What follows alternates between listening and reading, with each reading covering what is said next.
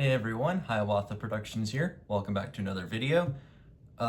So in this video, we are going to be taking a look at some more of Oxford Rails wagons. This time around, it is their tank wagons. Now, I've had these models for not quite as long as some of the other wagons that I've reviewed previously, but I've still been meaning to make this video for quite some time now, and that time is now.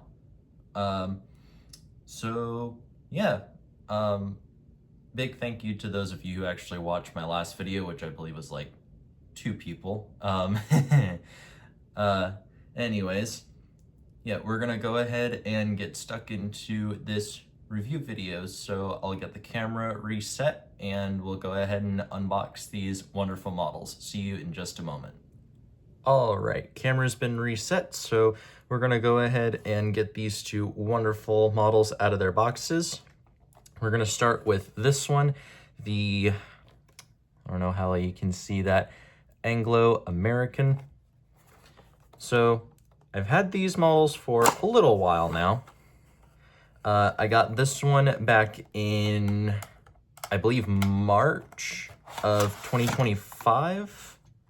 Yeah, March of 2025 was when I picked this model up. If you look here, we have a separate detail pack that comes with some chain link couplings. That is a very nice little accessory to have, especially for a model like this. I believe the standard is that coaches and locos would be fitted with screw link couplings, whereas wagons would more often than not be fitted with chain links. I don't know how accurate that is, so take what I say with a grain of salt. Gonna put this over to the side. We'll get a quick look at this one before we take the other model out of the box. It does have a little bit of dust on it. These were sitting up on a shelf for a little bit before I finally put them back in their boxes. But look at that. The detail on this thing is absolutely incredible. I'm very excited to get stuck into this one. Right, let's go ahead and get the other one out of the box. Oh, before I do that, let me show you the product code. Here we go. So there's the, come on, focus. There you go. There's the product code for this model right here. OR76TK2011. All right, now I'll put this back over to the side. Ignore that. And here's the product code for the other one. There we go, camera's focusing. OR76TK2010. So these are part of a rerun of the 12-ton tank wagons that they did a couple years ago. The liveries that they did for this batch were the Pratt's Perfection Spirit Anglo-American Oil Company Limited, which is the yellow one that I have right there. This one, the Royal Daylight in the maroon livery. Chain link couplings, just like the other one. And the third one was a black one. I believe it was painted in the naval livery, naval oil, something like that. I don't entirely remember. But they do have other versions of these exact models in different paint schemes all over the place online. In my opinion, they're very expensive. I bought both of these from Rails of Sheffield at separate points in time. I believe they were 16 pounds each, something like that. The price may be different now, but I paid around 16 pounds for each individual model. But yeah, let's go ahead and take a look at them. So first off, livery application is very, very crisp. There is a little bit of dust on. I don't know how well the camera is able to pick that up. But I don't think that should detract from how beautiful the model looks. Absolutely stunning. Here's the framework up here on the front. It does have, come on, focus. Thank you. There is riveting up along here. and here as well. Come on now. That's a little better. Yeah, there we go. Then up there we have the running number 795 with a nice little red stripe that goes all along the side of the model. Buffers are not sprung, they are static, which is perfectly fine by me. We're gonna have a look at the side view right here. As I said, livery application is very, very nice. The red lining and the lettering has a very nice sheen to it. It's kind of like a gloss, which I am very, very much a fan of. It looks very nice. There we go, now it's focusing. I don't know why it keeps coming in and out of focus like that. The tires on the wheels are painted white. Adds a very nice little splash of color to the frame. Axles are painted in red, same with the brake rod, which is a separately fitted piece, as well as this little bit right here, which the handle's supposed to slide into. This is very nice attention to detail by Oxford Rail. I'm very pleased to see all that. Then you have all of the handrails and wiring and whatnot. All of this is, I believe these are wire handrails. They're not made of plastic or anything like that. They're a little bit flexible, but they're all separately fitted pieces, and it makes the model look extremely well put together. I'm very happy to see that. Up here at the top, we have the cap. And then if you look at it from right about there, you can see the little latch right here. Very nice. I believe that's a separately fitted detail part. There's no glue marks or anything like that, which is very good to see. And then if you look here, there's the tank straps. These are also separately fitted pieces that go all the way down to the frame. And these would be little support bits that I presume would have helped to hold the tank in place on the frame. If we look at the underside, we can see all the little detail bits here and there. I believe all of what you're seeing up here would have been part of the brake rigging. I believe that the axles don't have any actual bearings inside of it. They just go into little plastic slots. But despite that, the wheels are very free rolling, all things considered. So yeah, that is very, very nice. And before I forget, if we look along here, the camera will focus. I don't know how well you can, yeah, there we go. Up along here, all along the frame, you can see things like builder's plates, number plates, as well as some writing up along here, and all of it is perfectly legible. Yeah, very, very nice attention to detail there. So that's it for the American Anglo Oil Company one. Now we're gonna look at the Royal Daylight one. So I'm not sure about this one, but I do know that this is a representation of a preserved tank wagon. I'm unfamiliar with the history of these wagons, same with the 6 planks that I did previously, so there's not going to be a history segment on them. But yeah, a little bit of dust on it, but despite that, livery application on this model is very, very nice. There's no scratches, there's no glue marks, there's no paint bleed. Yeah, I'm not really seeing that much in terms of paint bleed on the model, which I feel like sometimes can be an issue if you have a very dark color like this with white lettering and stuff going on top of it. But this model does not seem to be showing any signs of that whatsoever. And I also really like how the tank has all of the lettering and stuff, but it doesn't go over the strap, it goes under it, because they would have painted the tank first, then they would have put it onto the frame and then put these straps on right here. That's very nice attention to detail.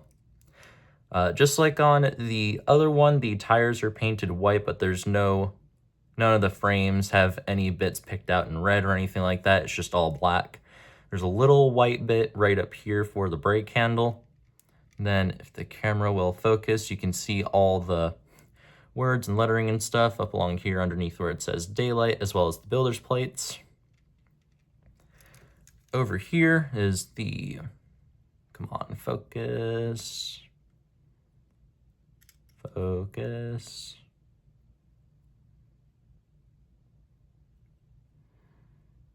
You were doing it a second ago. I don't think it's, oh well. But up here's the running number, and just like on the other model, there is riveting up here along the frames. Again, no sprung buffers, but I'm not too worried about that.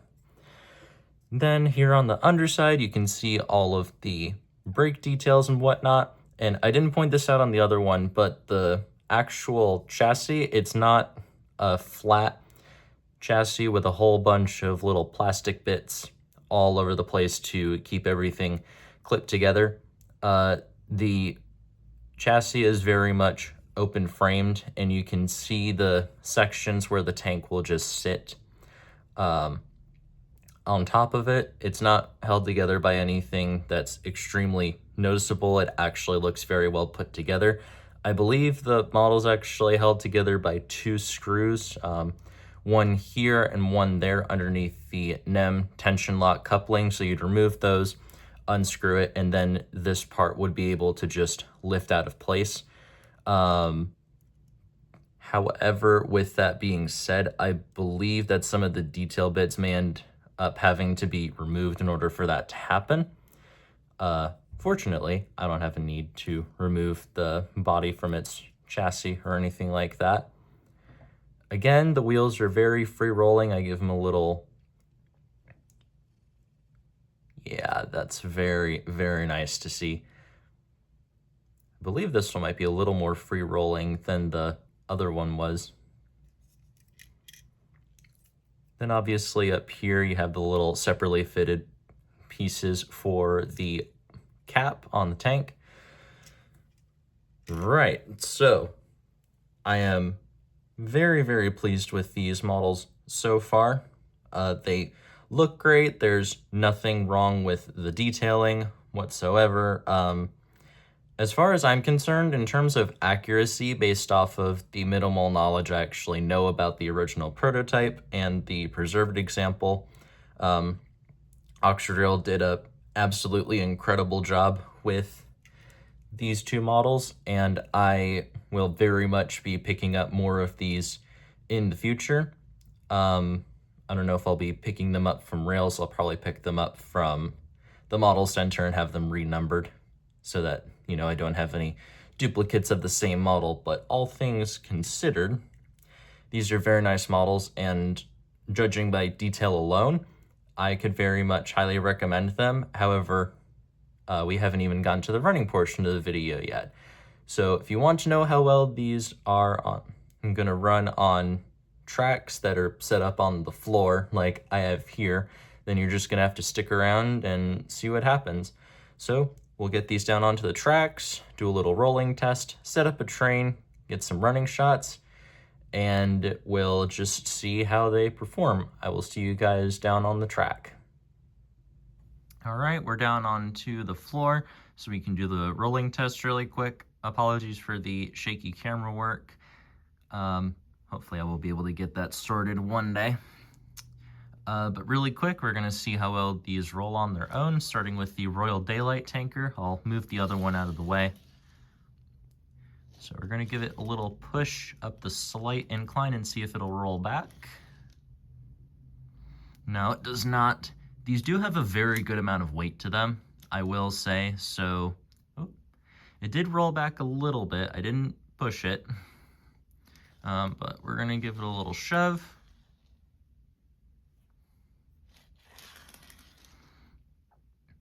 And it does roll back on its own thanks to the weight inside of the model.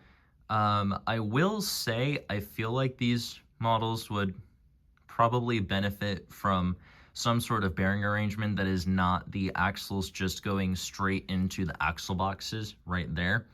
That would drive up the price of the model, but You know, I feel that any way of being able to allow models like these to roll more freely would be very much appreciated, especially since that these are not as cheap as some of Oxford's other wagons. Like their plank wagons are 10 to 12 pounds. These are more like 16 to 20 because of all the detail that goes into actually making them. But I digress. So we're gonna move it up the line, and it is rolling back a little bit. Now we're gonna test the other one. We're gonna give it a little shove. And it does not move at all. So this one definitely has a little bit more friction on it. We're gonna give it a little shove that way. Up the line, oh, coupled up to the other one.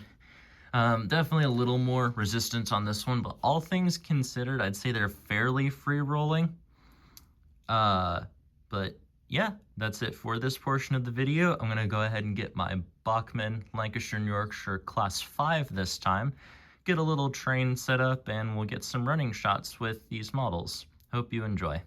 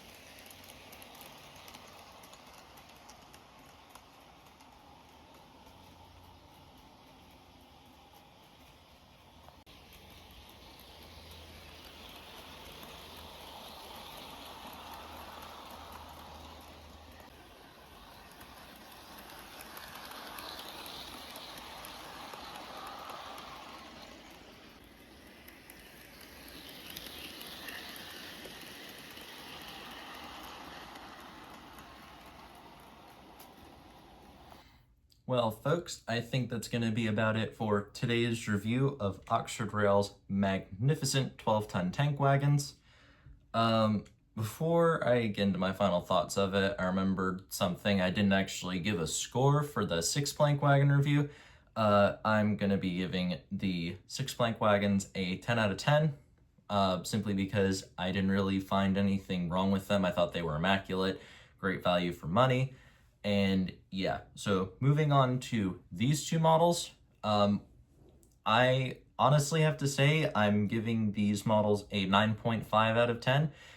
The only reason why I've docked half a point is because of the slight discrepancies in the free rolling characteristics. All things considered, they were fine, but I feel like the only reason why they were able to free roll as much as they were is because of the weight that they have inside of the tanks. It's not a whole lot, but it is enough to allow them to free roll pretty nicely. So if you were to take that out and then put them up against, let's say, their plank wagons, the plank wagons would still roll significantly more freely than these ones do. I don't know how true that is. That's just my assumption. If someone's willing to actually test that out, then by all means go ahead. But yeah, that's just the one thing that I noticed about them. Other than that, they're very great value for money. As I said, I paid around probably 16 pounds for these from Rails of Sheffield, a retailer. There was nothing wrong with the paint. All the details were fitted appropriately. There were no glue marks. They even came with separately fitted chain link couplings, which is a very nice little feature to have, especially since from what I've seen, a lot more people who have been in the hobby for long enough, and even those who are just getting into it, are really they're really striving to aim for accuracy and making their models look as close to their real life counterparts as possible, which is something that's really cool to see. And I'm very glad that Oxford Rail are being accommodating of that by providing things such as chain link couplings. So yeah, with all that said, that's my thoughts on Oxford Rail's outstanding 12-ton tank wagons.